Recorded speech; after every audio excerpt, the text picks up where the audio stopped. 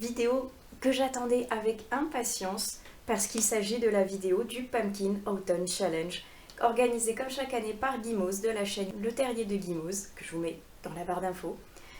Ah, qui dit septembre dit rentrée, dit également automne et dit le Pâques. C'est un challenge que j'adore. J'ai une particulière affection pour celui-ci parce que c'est le tout premier challenge que j'ai fait, que j'ai découvert aussi d'ailleurs, et parce qu'il parle de l'automne. Et comme j'adore l'automne, bref, vous l'aurez compris, c'est un challenge que j'adore.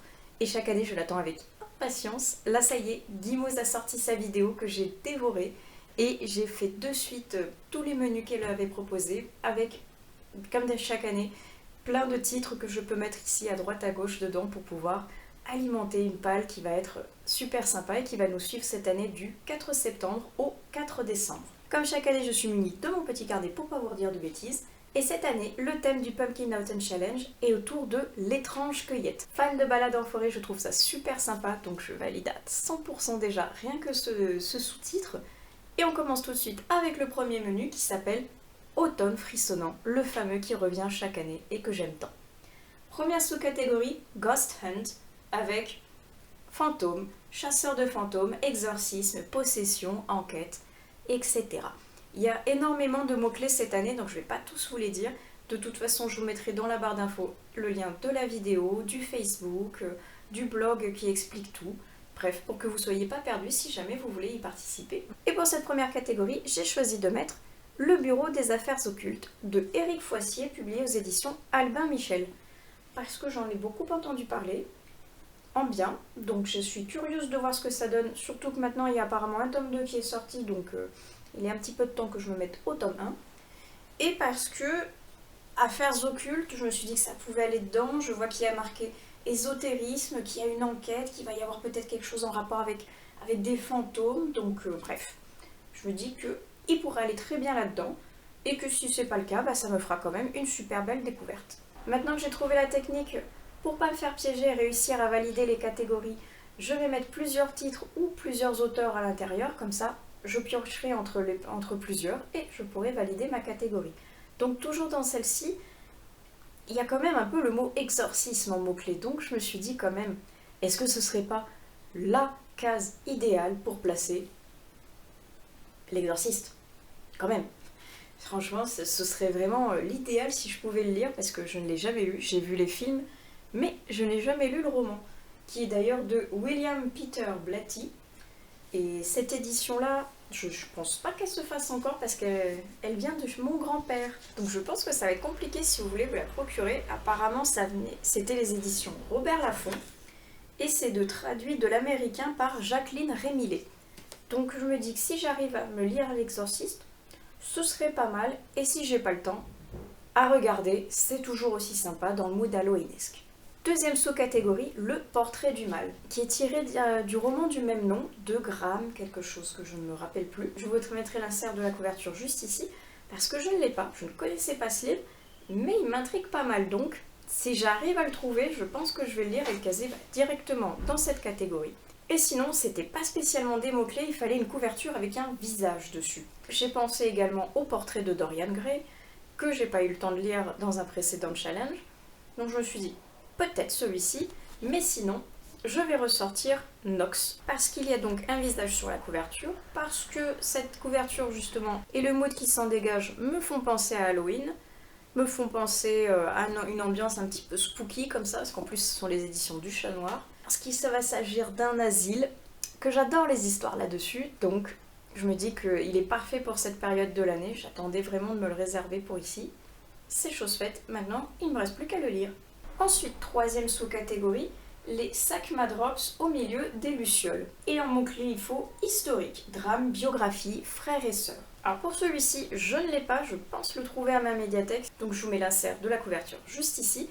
Il s'agit de La Villa aux étoffes, parce que ça fait un bon bout de temps que j'ai envie de lire cette saga, que ça commence à faire beaucoup de tomes, donc j'ai énormément de retard, donc je me dis que il est temps que je m'y mette. Et peut-être que je vais me dire aussi, oups, si j'aime, il y a quand même beaucoup de tomes, donc aïe le budget.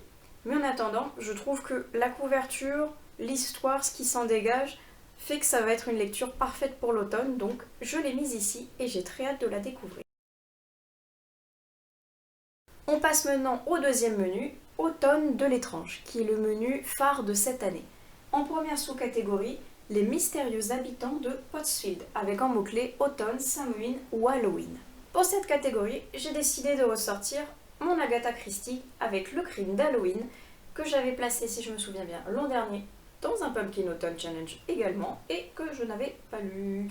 Donc il est temps que je le ressorte et que cette fois-ci je le lise. Et sinon, je pense que d'ici que la période d'Halloween arrive, il va y avoir plein de propositions à ma médiathèque et je vais pouvoir piocher dedans pour en rajouter certainement un ou deux de plus parce que je me connais. Je fais des pales certes, mais je m'y tiens rarement, donc je piocherai certainement d'autres titres également. Deuxième sous-catégorie, la cueillette des champignons, avec forêt, récolte, poison et petit peuple.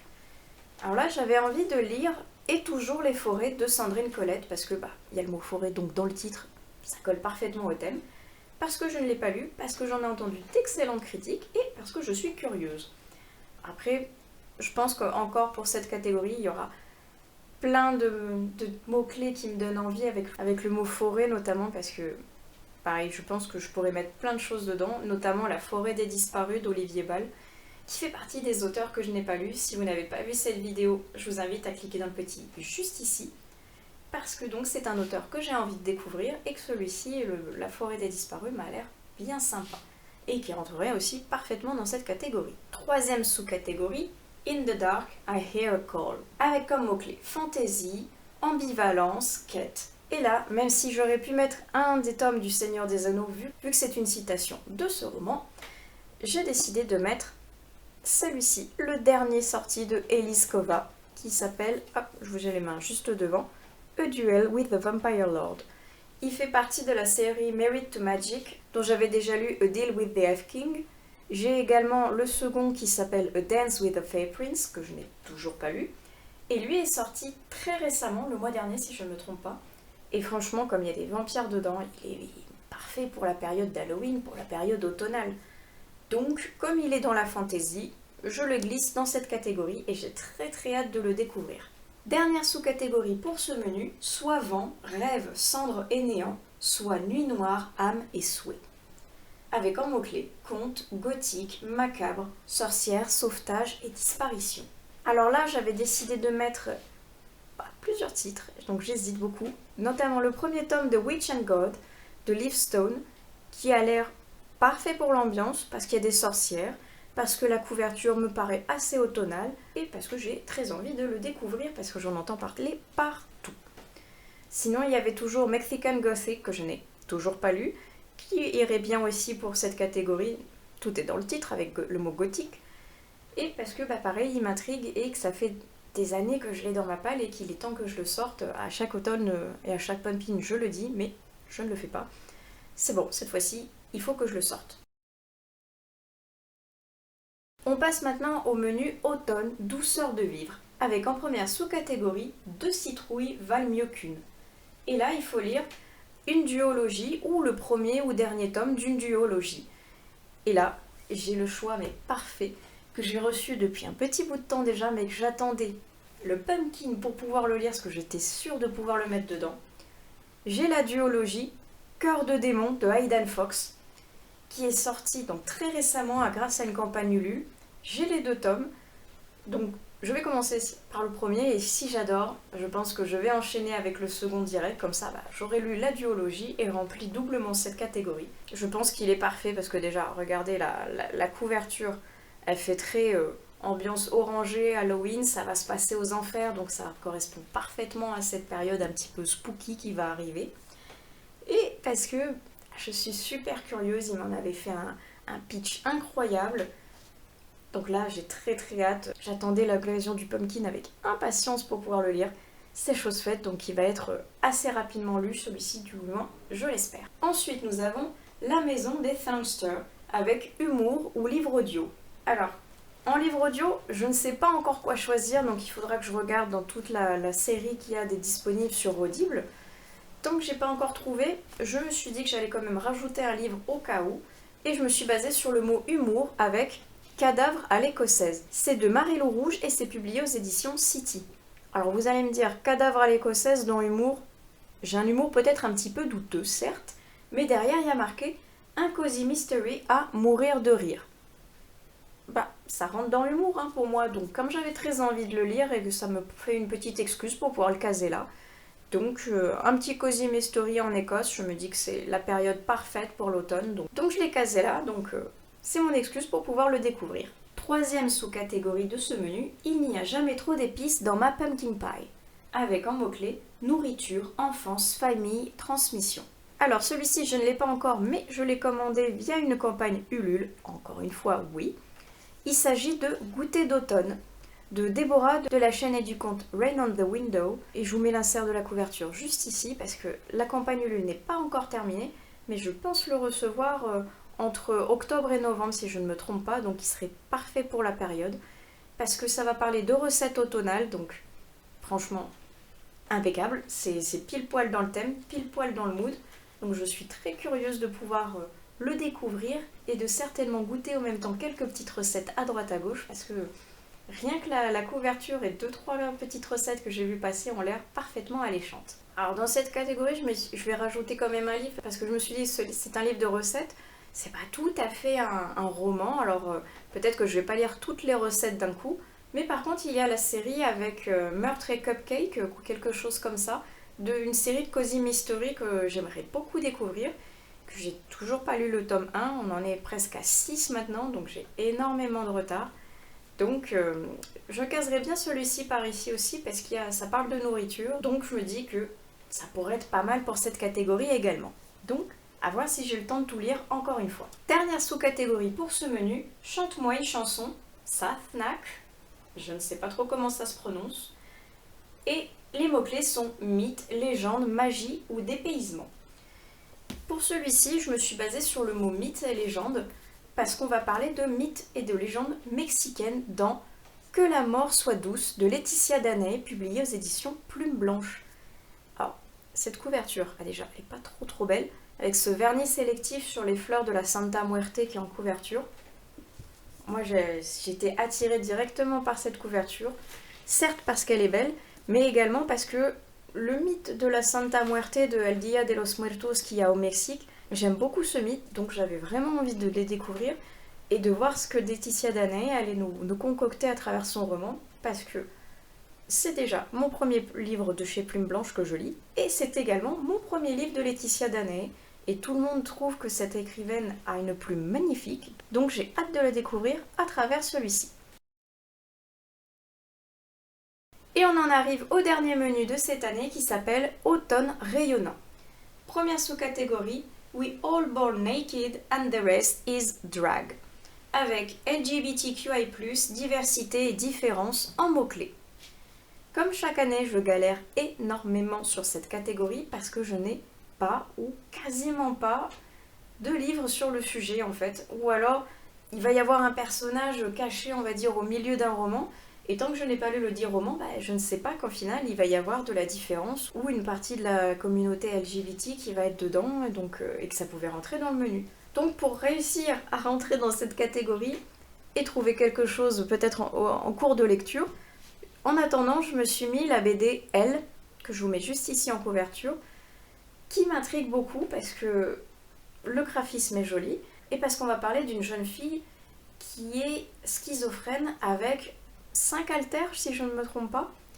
Donc le côté différence, je pense, va se retrouver là-dedans en appuyant peut-être sur ce que ça fait d'avoir une personne qui a une multitude de personnalités, comment elle va arriver à le gérer, comment les autres peuvent gérer ça aussi s'ils sont au courant.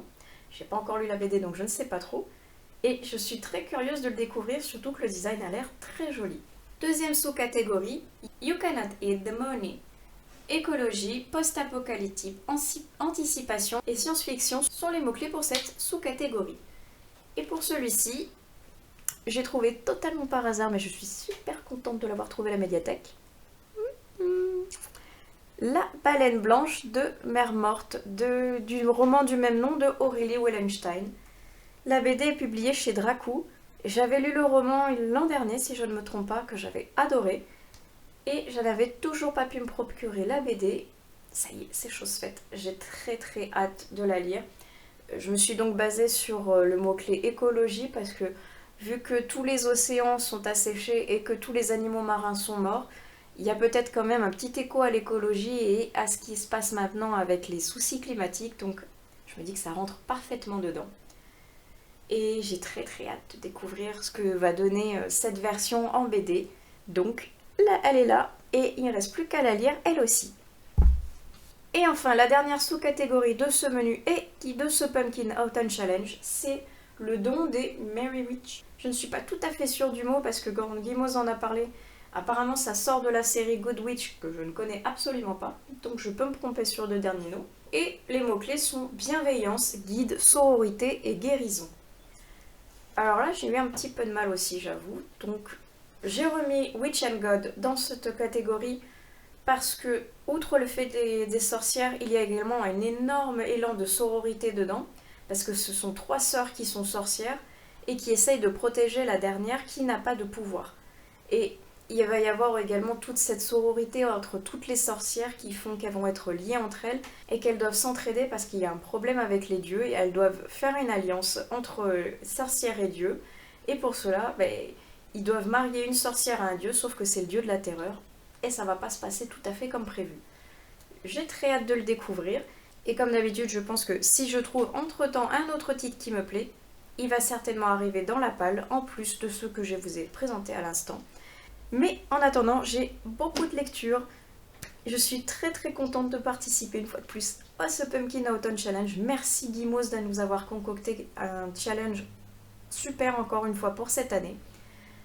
N'hésitez pas à utiliser la section des commentaires pour me dire si vous aussi vous y participez. Qu'est-ce que vous avez mis dans votre palle? N'hésitez pas à me mettre si vous faites également une palle sur Instagram ou une vidéo sur YouTube. J'irai les voir avec plaisir et curiosité, peut-être pour compléter encore une fois ma palle.